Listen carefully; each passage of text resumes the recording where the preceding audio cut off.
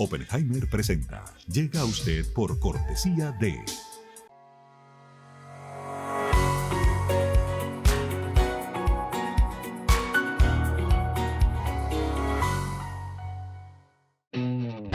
UAD es más que una universidad. Es vivir una experiencia única de aprendizaje. Es tu tiempo de vivir. UAD Experience.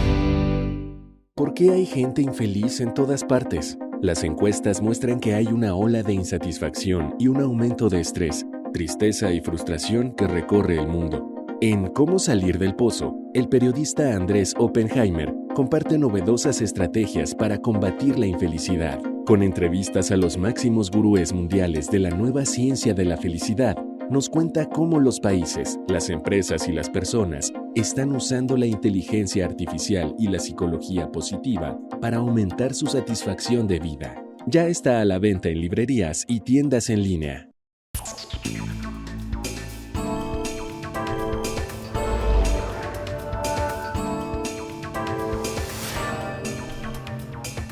Hola, ¿qué tal? Soy Andrés Oppenheimer. Gracias por estar con nosotros. Acaban de salir los nuevos pronósticos económicos del Banco Mundial para América Latina para este año y el próximo. La gran pregunta, ¿vamos a ver una mejora en la región o no tanto? ¿Qué están pronosticando en el Banco Mundial para México, para Argentina, para Colombia y otros países? Hoy vamos a tener con nosotros a la economista en jefe del Banco Mundial para América Latina, William Malone. Le vamos a preguntar sobre estos nuevos pronósticos y también sobre el nuevo estudio de su equipo, según el cual los países latinoamericanos tienen demasiados monopolios y demasiada poca competencia interna, y eso, dicen ellos, hace que los consumidores tengan que pagar más por los productos. ¿Está proponiendo el Banco Mundial una mayor intervención estatal? Se lo vamos a preguntar al economista en jefe del Banco Mundial. Y después, en nuestro segmento habitual, El Innovador de la Semana, vamos a tener a un emprendedor peruano que sacó al mercado una idea muy interesante, una certificación para empresas como, por ejemplo, restaurantes y hoteles, para que usen aplicaciones de teléfonos celulares para atender a gente que no puede ver, invidentes, o gente con dificultades auditivas, o personas que solo hablan lenguas nativas como el quechua o el aymara. O sea, les dan a los restaurantes, a los hoteles y a otras empresas 12 aplicaciones para que puedan interpretar lo que dice gente con discapacidades o que solo hablan lenguas indígenas. Súper interesante. Pero antes de todo esto, vamos a hablar también del ataque de Irán a Israel. Pero antes de todo esto, vamos a hablar con el expresidente de Colombia, Juan Manuel Santos, sobre su nuevo libro La batalla contra la pobreza y la declaración del presidente Gustavo Petro de que quiere realizar una asamblea constituyente para aprobar varias de sus propuestas que ahora están trabadas en el Congreso. Petro, exalcalde de Bogotá, ex senador, anteriormente miembro del grupo guerrillero M-19, ha dicho que quiere hacer una asamblea constituyente para aprobar medidas como una reforma pensional y una reforma de salud. Pero sus críticos temen que Petro quiera usar esta asamblea constituyente para cambiar la Constitución y permitir su reelección. Petro lo ha negado repetidamente que esté buscando reelegirse, aunque ha dicho que después de él tocaría, abro comillas, elegir a otro gobierno progresista, cierro comillas. Vamos a preguntarle al expresidente de Santos si él cree que Petro está buscando su reelección, porque fue precisamente Santos, durante su presidencia, que Colombia cambió su constitución para prohibir que los presidentes puedan servir más de un mandato. Empecemos con el expresidente Santos. Expresidente Juan Manuel Santos, gracias por estar con nosotros. Antes de hablar sobre su nuevo libro, La batalla contra la pobreza, hablemos un poco del futuro inmediato de Colombia. Usted fue el último presidente de Colombia que tuvo 2 mandatos consecutivos antes de que cambiaran la Constitución para prohibir la reelección. Ahora, como decíamos recién, Petro sugiere convocar una asamblea constituyente y aunque él lo niega, hay quienes sospechan que lo está haciendo para tratar de reelegirse. ¿Usted cree que Petro está buscando hacer eso, cambiar la Constitución para tratar de reelegirse? Pues él habló de una constituyente pero no creo que esa constituyente tenga futuro. Los colombianos somos muy respetuosos de nuestras instituciones, tenemos una gran tradición republicana y hoy no hay ningún ambiente para una constituyente. Petro lo que ha dicho es que necesita una constituyente para aprobar sus reformas, pero las reformas que ha puesto sobre la mesa no necesitan una nueva constitución. Con las actuales leyes se pueden aprobar y lo que pasa es que él no tiene las mayorías en el Congreso y no ha logrado coordinar a los diferentes partidos políticos para que le aprueben sus reformas. Yo repito, lo de la constituyente no tiene ningún futuro. Entonces, ¿tiene alguna otra vía el presidente Petro para buscar un segundo mandato o esta sería la única? No, no tiene ninguna opción de un segundo mandato. Hoy la Constitución es clarísima, no hay reelección, se requeriría una reforma constitucional y no hay ninguna posibilidad de que el Congreso le apruebe una reforma constitucional para hacerse reelegir. Por eso digo que eso no tiene futuro. Expresidente Santos, en Colombia ahora hay un escándalo de turismo sexual y de turismo sexual con menores. Detuvieron a un estadounidense con acusaciones de prostitución infantil, pero bueno, después lo dejaron en libertad, el hombre se fue del país. ¿Qué le responde usted a quienes dicen que Colombia debería prohibir la prostitución para acabar con el turismo sexual o por lo menos reducirlo? Pues yo personalmente, yo no soy partidario de las prohibiciones. Lo que se puede hacer es tener un Estado mucho más fuerte y tener la presencia del Estado en aquellos sitios donde se están cometiendo ese tipo de delitos. La prohibición es como vender el sofá, es el famoso chiste. De manera que ahí se requiere mucha más contundencia, coordinación del propio Estado entre policía, los jueces. Y uno de los problemas graves que tenemos en Colombia, yo diría que el más grave, es precisamente el problema de la inseguridad. La inseguridad en las ciudades y la inseguridad en las zonas rurales.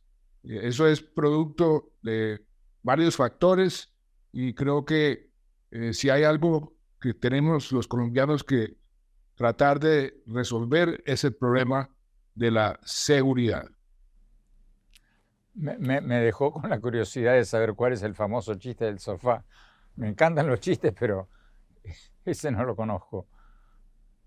Sí, pues el marido que encuentra a la mujer con otro en un sofá y cree que la solución es vender el sofá.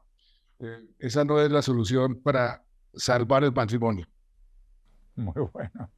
Hablemos un poco de Venezuela. Usted ha dicho que el veto del régimen venezolano a María Corina Machado, la principal candidata opositora o dirigente opositora, es un retroceso. Pero bueno, desde que usted dijo eso, ya el presidente Petro, que hasta ahora lo apoyaba, no decía mucho en contra de Maduro, ha dicho que eso equivale a un golpe antidemocrático. Aunque después de decir eso, también se entrevistó con Maduro y se reunió con un dirigente opositor que no está apoyando a Machado.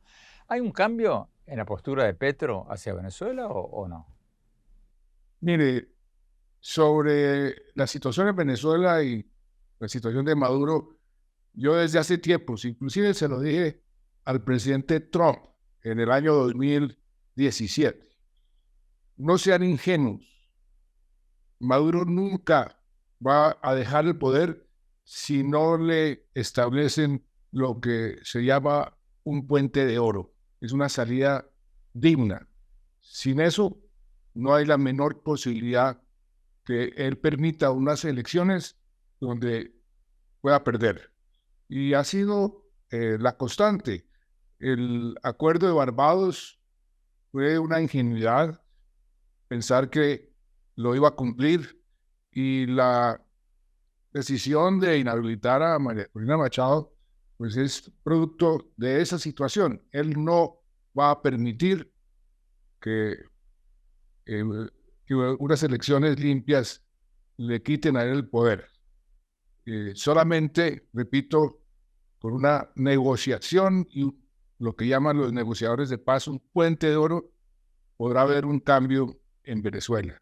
Mientras exista una posibilidad de que Maduro lo metan a la cárcel cuando pierda las elecciones, pues él no va a tomar ese riesgo.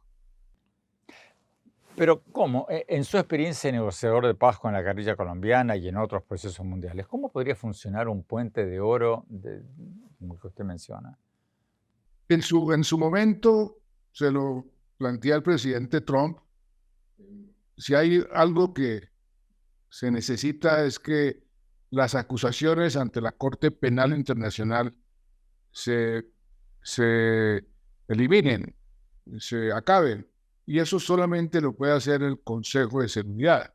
En ese momento, pues, se lo diga a Trump, eso requiere el apoyo de China, de Rusia, de Inglaterra y de Francia, y creo que se podría conseguir. Pero también un acuerdo sobre qué va a pasar después. Y yo hacía un análisis similar al que se hizo en su momento cuando Ortega le entregó el poder a Violeta Chamorro, una especie de cogobierno o por lo menos unas garantías a los perdedores para que sientan que van a poder tener la posibilidad de volver al poder eventualmente, y eso también sería una de las condiciones que creo yo serían favorables para algún tipo de acuerdo. ¿Pero qué le respondería usted a quienes le dirían que eso también sería ingenuo? Porque Maduro diría, ok, negociemos esto y después seguiría en el poder eternamente. Así como se comprometió a cumplir los acuerdos de Barbados para permitir una candidatura opositora creíble y después no lo cumplió. ¿Qué le respondería a quienes dicen que Maduro haría exactamente lo mismo? Pues por supuesto que hay que poner unas condiciones que sean verificables y que los países garantes tengan la posibilidad de decir esto tiene que ser de esta forma o de otra para darle credibilidad al proceso. Eso no se puede simplemente dejar a que la palabra de Maduro en este caso sea lo que determine las condiciones. Eso tendría que ser negociado, tendría que tener unos países garantes y tener alguna forma de verificar que se esté cumpliendo. Hablemos de su nuevo libro, La batalla contra la pobreza. Usted habla en el libro de un nuevo sistema para que los gobiernos no solo midan, sino que luchen mejor contra la pobreza. Explíquenos, por favor, cuál sería ese nuevo sistema. Pues mire, este es un enfoque que durante muchos años ha venido proponiendo quien después se ganó el Premio Nobel de Economía, el profesor Amartya Sen. Él fue profesor mío hace muchos años. Y él lo que dice es que la pobreza no se debe medir por cuánto gana un individuo o una familia. Se debe medir por las necesidades básicas que tienen satisfechas esas personas o esas familias que le permitan una vida digna. Y cada país tiene sus propias condiciones. Y entonces él lo que propuso y que después se desarrolló en la Universidad de Oxford fue algo que llamó el índice de pobreza multidimensional, porque la pobreza es multidimensional. Y cada país debe escoger cuáles son los factores que necesita resolverle a la mayoría de la gente para que esa gente salga de la pobreza. Y ese índice lo pusimos en marcha en Colombia. Colombia fue el país pionero. Hoy más de 65 países lo están utilizando. Naciones Unidas lo incorporó. Denos un ejemplo, por favor, de cómo funciona eso. Pues mire, nosotros, por ejemplo, en el caso colombiano, escogimos 5 dimensiones. La vivienda, la salud, la educación, el empleo y algo muy importante para mejorar la equidad del país, que es la primera infancia. Y sobre esos 5 grandes capítulos comenzamos a identificar diferentes programas y políticas donde nos podríamos concentrar para que la mayor cantidad de gente tuviera esas necesidades básicas satisfechas. Pero eso no se presta a que cada presidente haga su propio sistema, su propio ranking de medición de la pobreza a su medida, para mostrar que él redujo la pobreza más que nadie. O sea, no se presta a que los presidentes dejen de medir la pobreza en base al ingreso en dólares por día, como lo hacen el Fondo Monetario Internacional y el Banco Mundial. Nosotros continuamos midiendo la pobreza como se venía midiendo tradicionalmente, como lo miden el Banco Mundial y el Fondo Monetario. Eso no lo descontinuamos. Lo que hicimos fue tener otra medición que nos ayudó a focalizar la inversión social para que fuera más efectiva y tuvo un gran impacto en ambos índices. Por eso Colombia redujo en esos 8 años en ambos índices en un porcentaje que muy pocos países lo lograron en ese periodo. O sea, no son excluyentes, son complementarios. Y efectivamente los índices pueden ir variando en la medida en que esas necesidades sean satisfechas. De eso se trata, de que la población pueda seguir mejorando su calidad de vida. Expresidente Santos, muchísimas gracias por su tiempo. Vamos a un corte. Cuando volvamos, vamos a hablar de los pronósticos para América Latina del Banco Mundial. Y después, nuestro innovador de la semana. No se vayan, ya volvemos.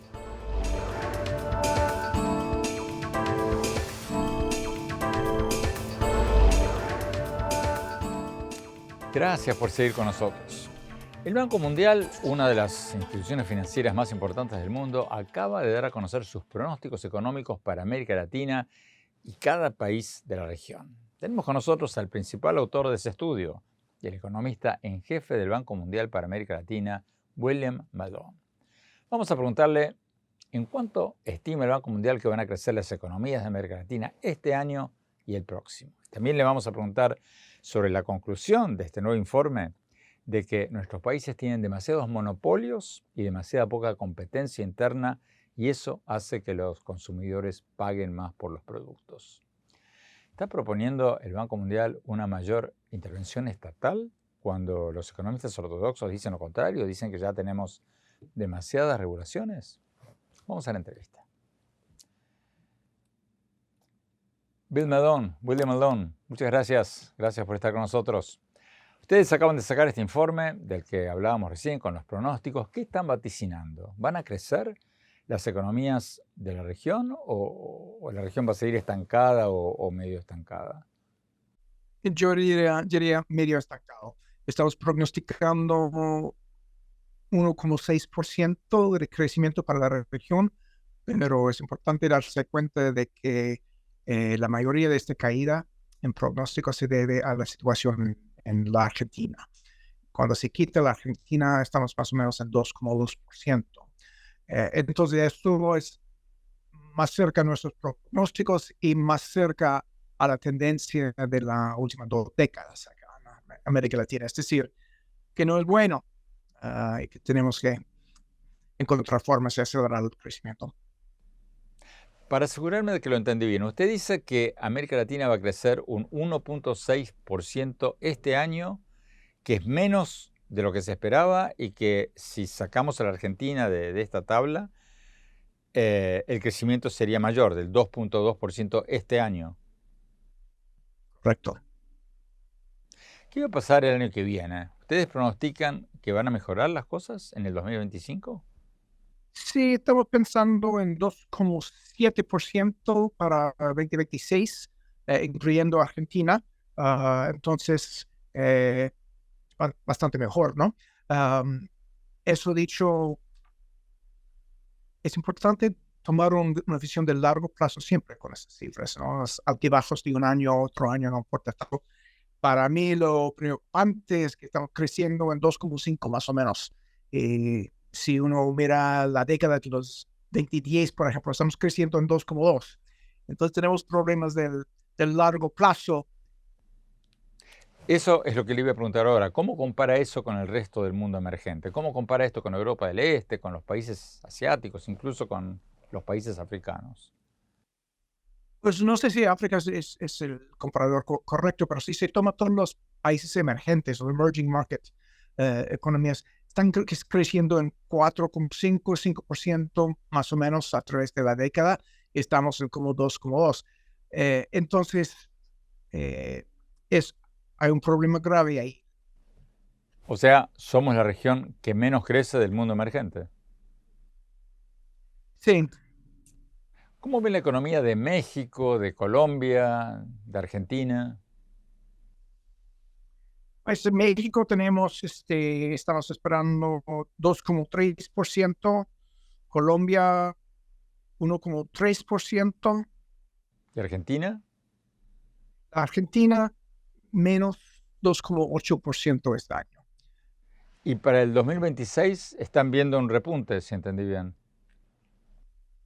Sí, sí, eso sería para México, por ejemplo, obviamente estamos hablando de pronósticos de 2 años que son bastante especulativos, pero en México estamos esperando, por ejemplo, 2%, Argentina 4,5%, Colombia 3,1%, algo así. Entonces, ¿ustedes pronostican que Argentina se va a recuperar, que las medidas de ajuste, este ajuste tremendo que está haciendo el presidente Milei, va a dar resultados? Obviamente hay mucho trecho entre dicho y hecho, como dicen, no es que hay muchas cosas que tienen que hacer para eliminar la inflación, que es su tarea número uno, ¿no? Eso implica ajustes en lo fiscal bastante bruscos. Tenemos que ir a un corte. Cuando hablamos, le vamos a preguntar al economista en jefe del Banco Mundial sobre el estudio, según el cual, de ellos, por cierto, según el cual los países latinoamericanos tienen demasiados monopolios y demasiada poca competencia interna, lo que hace que los consumidores tengan que pagar más por los productos. ¿Está proponiendo el Banco Mundial una mayor intervención estatal cuando los economistas ortodoxos dicen que ya tenemos demasiadas regulaciones? No se vayan, ya volvemos.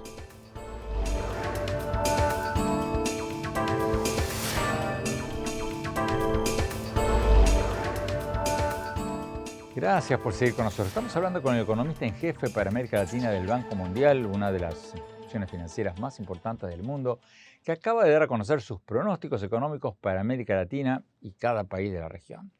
Sigamos con la entrevista. Bill Malone, el informe de ustedes dice que en América Latina hay demasiados monopolios y que por eso, por la falta de competencia interna, los consumidores latinoamericanos tienen que pagar más por los productos que compran. Pero, ¿qué proponen ustedes para que haya más competencia, para que la gente pague menos por los productos? ¿Cuál es el remedio? Pues una cosa que documentamos, yo creo que para la primera vez, fue que las agencias de competencia, las autoridades de competencia en nuestros países, funcionan. No tienen el plata suficiente, no tienen autonomía suficiente, pero cuando actúan, aumentan la competencia, aumentan la productividad y aumentan los salarios. Entonces, el aumento de competencia dentro de nuestros países es bueno para el desarrollo en general. Pero me llama la atención que ustedes en el Banco Mundial estén proponiendo una mayor intervención gubernamental, cuando muchos economistas ortodoxos dicen lo contrario, dicen que América Latina tiene demasiada intervención gubernamental y que lo que necesitamos es menos regulaciones. Pues si tenemos monopolios y poder monopolístico, todos los modelos neoclásicos dicen que tenemos que tener una forma de reducir ese poder. Y eso es lo que estamos hablando con las agencias de competencia. ¿Y qué hacen? Denos un ejemplo concreto, por favor, y fácil de entender de medidas que toman estas agencias para aumentar la competitividad interna de los países. Por ejemplo, un caso de estudio que hicimos sobre el Perú, habían entre las municipalidades barreras del comercio dentro del país, ¿no? Entonces, la agencia de competencia en Perú quitó todas esas barreras para que había más competencia por todo el país. Entonces, eso tuvo el impacto de aumentar la productividad de las empresas en promedio y también los salarios. ¿Y ustedes también proponen aumentar las importaciones de productos de bajo costo para estimular la competencia y que bajen los precios? Y aunque esta historia es un poquito más complicada en nuestro informe, obviamente tener acceso a productos de precios más bajos ayuda al consumidor promedio y a los pobres. Finalmente, William Malone, el informe de ustedes también habla de aumentar la innovación. ¿Cómo pueden nuestros países aumentar la innovación, crear nuevos productos que puedan exportar, por ejemplo? Pues hay varias cosas que hay que hacer. Tenemos muchas instituciones, gastamos plata en muchas agencias de innovación en la región. En general, hay mucha fragmentación, poco foco, mucha duplicación y mucha ineficiencia en estos gastos. Para dar un ejemplo muy importante, tenemos algunas universidades excelentes en la región, pero en general las universidades tienen muy poco que ver con el sector privado. Entonces, el modelo del país de Silicon Valley, donde Stanford y Berkeley están vinculados a Intel y esos, o la ruta 128 en Boston con Harvard y MIT, eso ya no existe en América Latina, pero es absolutamente imprescindible que hagamos este switch, ¿no? Es donde hay mucho más colaboración para que nuestras empresas que tienen chance de exportar, de hacer más sofisticados sus productos, de añadir más valor agregado, tienen esa capacidad, esa ayuda de las universidades. Es un cambio que tenemos que hacer, un gran switch.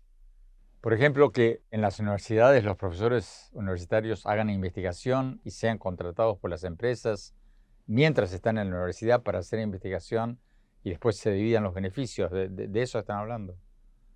Exacto. Y los subsidios del Estado, por ejemplo, en Finlandia es un buen ejemplo. En Finlandia, después de la crisis de los 90 en Finlandia, aumentaron los fondos para cofinanciación de proyectos entre, por ejemplo, Nokia y las universidades. Entonces, eso fue clave para el desarrollo de su sector de high-tech. Pero fue exactamente tener esos incentivos, recursos que apoyan a la colaboración.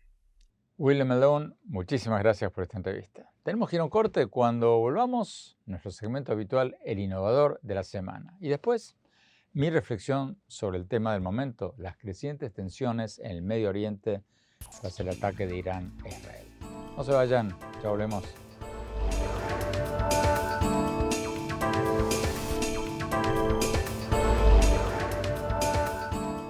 Gracias por seguir con nosotros. Vamos a nuestro segmento habitual, El Innovador de la Semana.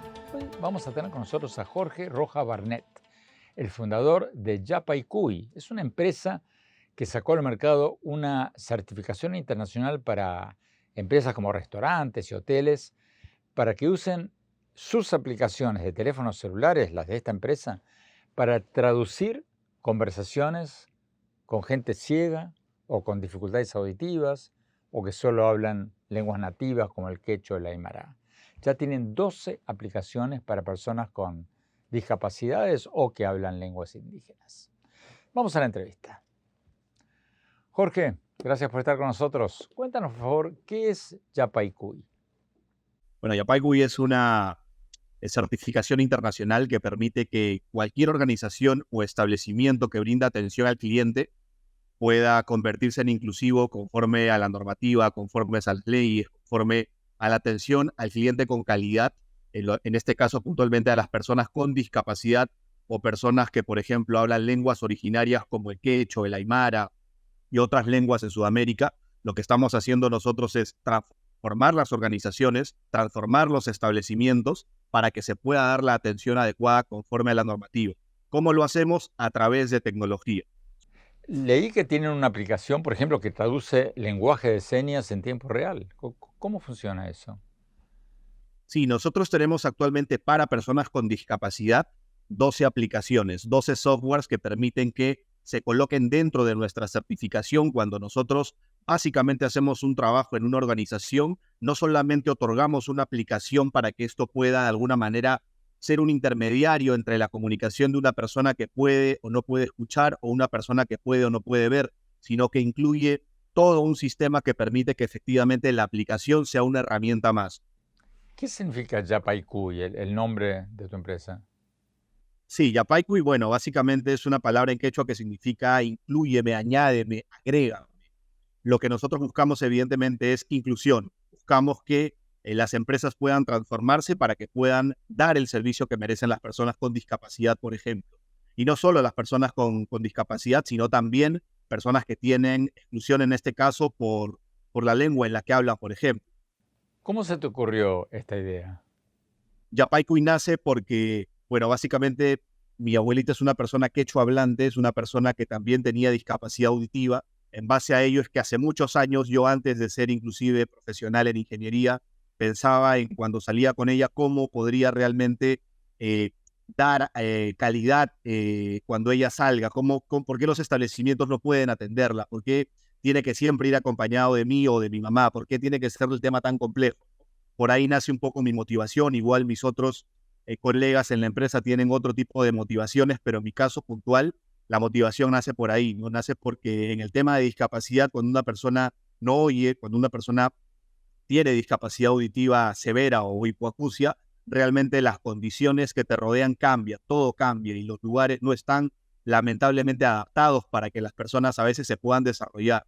Entonces, por ese lado es donde en realidad viene la motivación en mi parte, en mi historia personal del por qué es que dedico mi tiempo, por qué dediqué mi profesión en estos últimos años a realizar este producto, este servicio, esta certificación que permita cambiar el status quo en el que vivimos actualmente. Cuéntanos, por favor, ¿cómo es la aplicación de ustedes que traduce en tiempo real el lenguaje de señas? Sí, correcto. Nosotros también tenemos aplicaciones que permiten traducir a través de la cámara la lengua de señas de cualquier persona que está hablando con una persona que en este caso tiene el celular al frente. A ver si entendí bien. Si yo tengo tu aplicación en mi teléfono, puedo hablar con una persona que solamente se comunica por lenguaje de señas y yo prendo la aplicación, se prende mi cámara de teléfono, yo lo estoy grabando mientras él hace las señas y luego el teléfono me dice qué es lo que me está diciendo.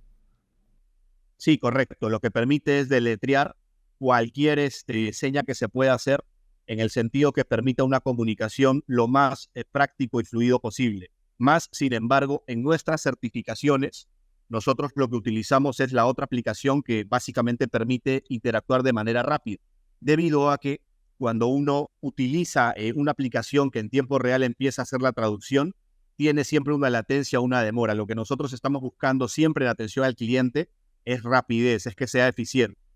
¿Y qué significa esa mano en todos los logos que ustedes tienen? Esta seña significa te quiero, te aprecio, te considero, te doy la bienvenida, y es la seña que nosotros enseñamos en todas nuestras conferencias a todos nuestros clientes y es lo que permite saber un poco respecto a la cultura de las personas con discapacidad. Esta seña significa la letra I, la letra L y la letra Y. Todo junto esto significa I, love y you. I, L e Y significa te quiero, te aprecio, te doy la bienvenida y esperamos que en toda Latinoamérica puedan entender porque es la única lengua de señas universal que en cualquier país del mundo se puede entender, debido a que en cada país tienen una diferente lengua de señas. Tenemos que no corte. Cuando hablamos, mi reflexión sobre el tema del momento, el conflicto del Medio Oriente tras el ataque de Irán a Israel y su posible impacto en América Latina. No se vayan, ya volvemos.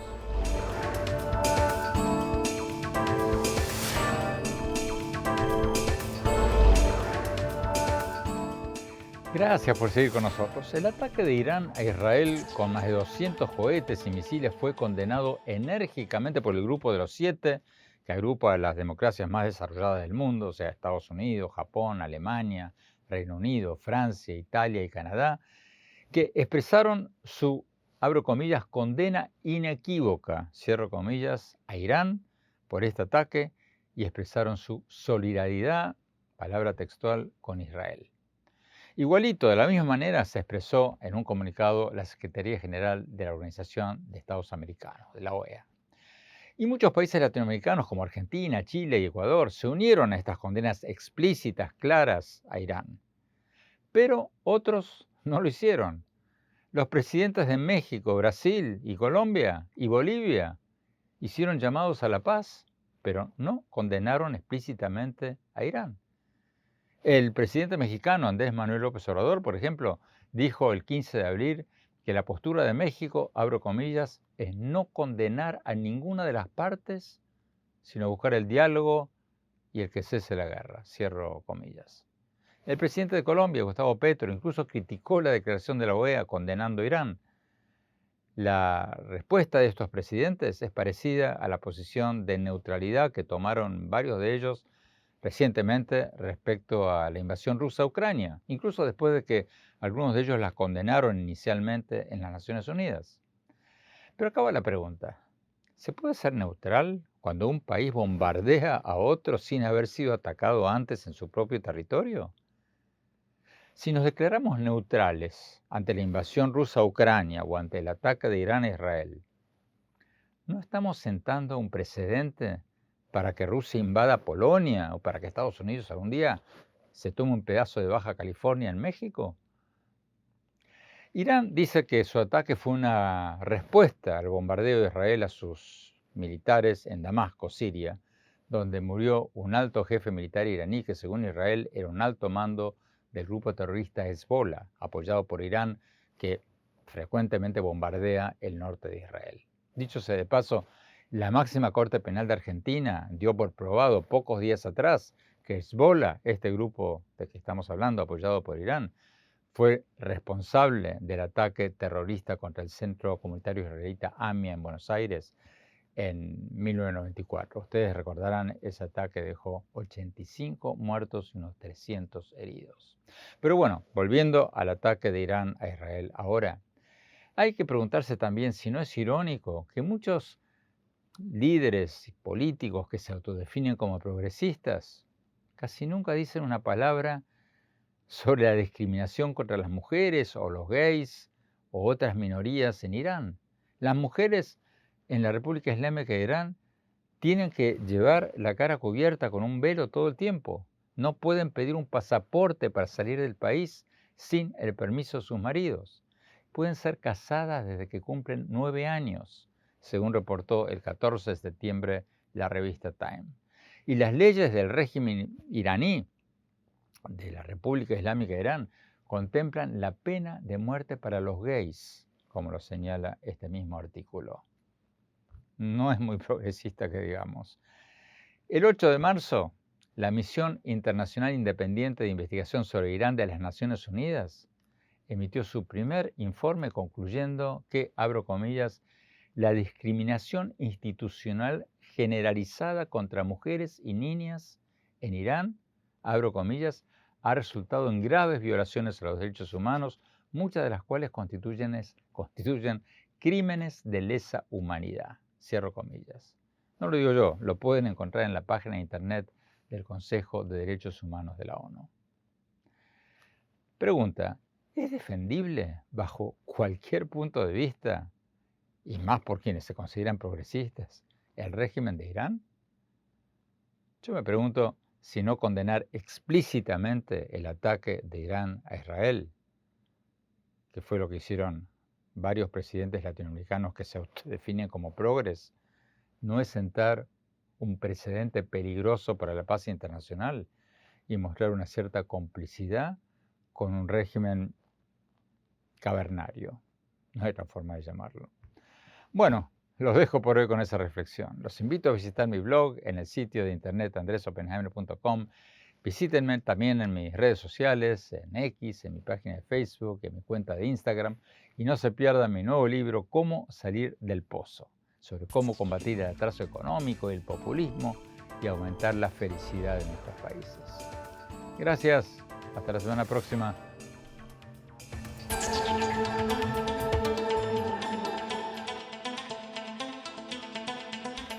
Oppenheimer presenta. Llega a usted por cortesía de...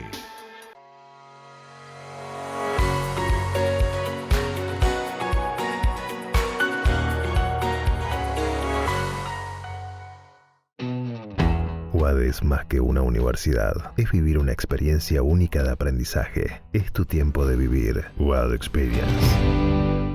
¿Por qué hay gente infeliz en todas partes? Las encuestas muestran que hay una ola de insatisfacción y un aumento de estrés, tristeza y frustración que recorre el mundo.